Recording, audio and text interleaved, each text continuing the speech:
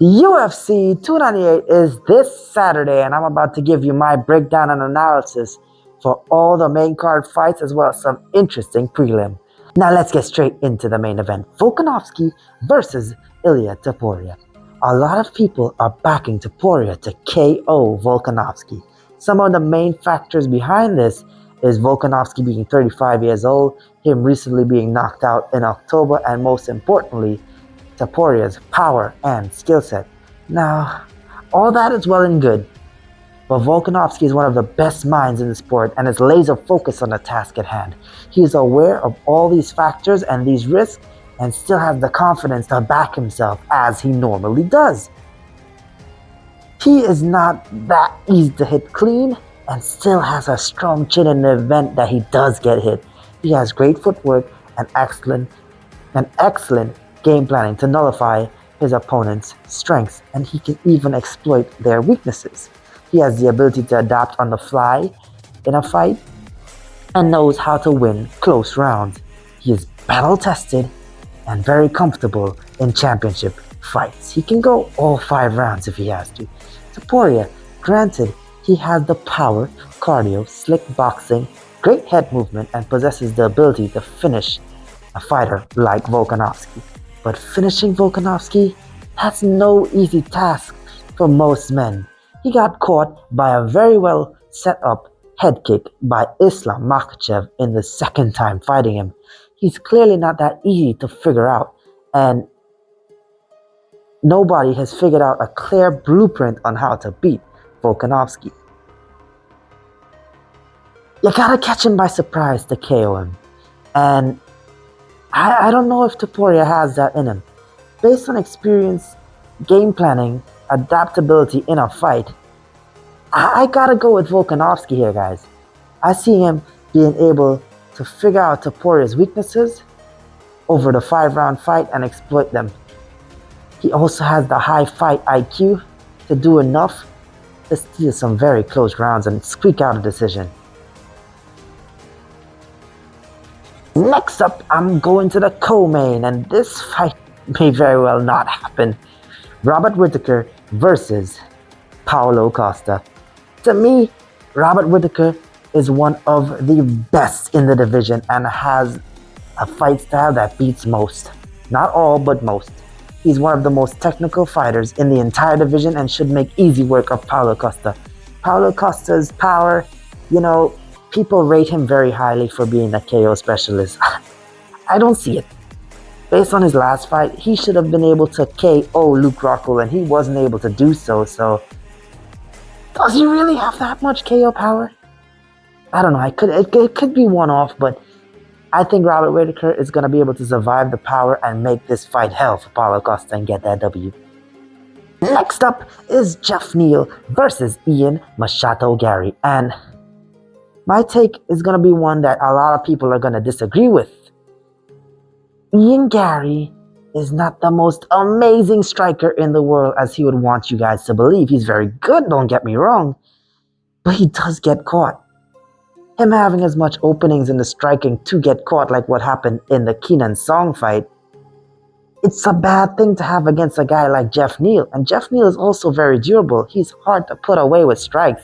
The only guy who's really able to do that was Kevin Holland back in 2017.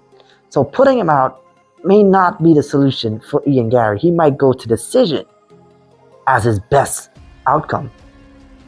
Being able to put a clinic on Geoff Neal, it's not Stephen Thompson we're looking at here. We're looking at Ian Gary. I definitely see him being clipped within that 15 minutes. And Geoff Neal, he has much better finishing ability than Kenan Song and much more power to add. So give me Geoff Neal for this one. Next up, I got Merab Dvalishvili going up against Henry Cejudo. And this one, it's a tough one to watch. It's going to be a very boring fight. I don't like this kind of fight because it's going to be 2 guys hugging on a fence all night. Cejudo mightn't have the KO power to knock out Merab. And if he can't knock out Merab, he's going to be coming at you relentlessly for the entire night with takedowns. Even if he doesn't get the takedown, he's going to control you along the fence. And build up enough control time to win a round. I gotta go with Merab Dvalishvili on winning a close decision and retiring Henry Cejudo. Our last one for the main card, it's gonna be Anthony Fluffy Hernandez versus Roman Kopylov. This one is actually a really tough one and an interesting fight to say the least. If the fight hits the floor, it goes to Anthony Hernandez. Easy submission. It's gonna be hard to get it there.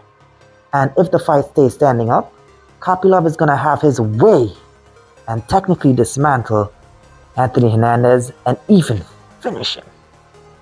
Hernandez is tough and has a lot of cardio, which means he's gonna be able to take a beating and keep coming.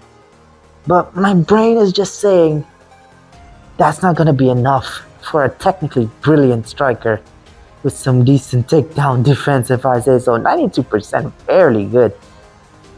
Give me Roman Kopylov for that W. Now we're going into the prelims and we're going with Dern versus Amanda Lemos. And I'm going to make this one short and sweet. Ever since Mackenzie Dern got rid of Jason Perillo, her boxing is looking terrible. And that's going to go a very bad way for her in her career. It's not looking good for her, especially against a girl like Amanda Lemos who packs a lot of power in her punch. One hitter quitter power, and she's gonna put away Mackenzie Dern. I got Lemos as my lock of the week for this one. Next up is gonna be Rinya Nakamura versus Carlos Vera. And Rinya Nakamura is a no-nonsense kind of guy with slick wrestling, and he can finish the fight any way that he wants. I think he gets it done, but the bet is under 2.5. Next up is gonna be the Juicehead, Josh Quinlan. He's gonna go up against Danny Barlow, and I got Mr. Left Hand to God. He's gonna get this one done with ease. Josh Quinlan in his last fight struggled so much with the range of Trey Waters, and Danny Barlow, he's very raging himself, and he has the left hand to put any man out. He may send Josh Quinlan to the shadow realm. Give me Danny Barlow to get it done. Last prediction for the night, it's going to be Owen Elliott versus Valentine Woodburn. And based off the Contender Series alone, you're going to have to put Elliott in a box to get him out of there. He is so tough to finish, but neither guy has that impressive finishing ability. So I would go with Owen Elliott by decision, but the play for this one is going to be over 2.5. And that is all the picks I have for you today. Be sure to leave a like, comment what you think about the video down below and the plays. Subscribe, follow me on TikTok, follow me on Twitter, and I'll see you in the next one. Until then, game time.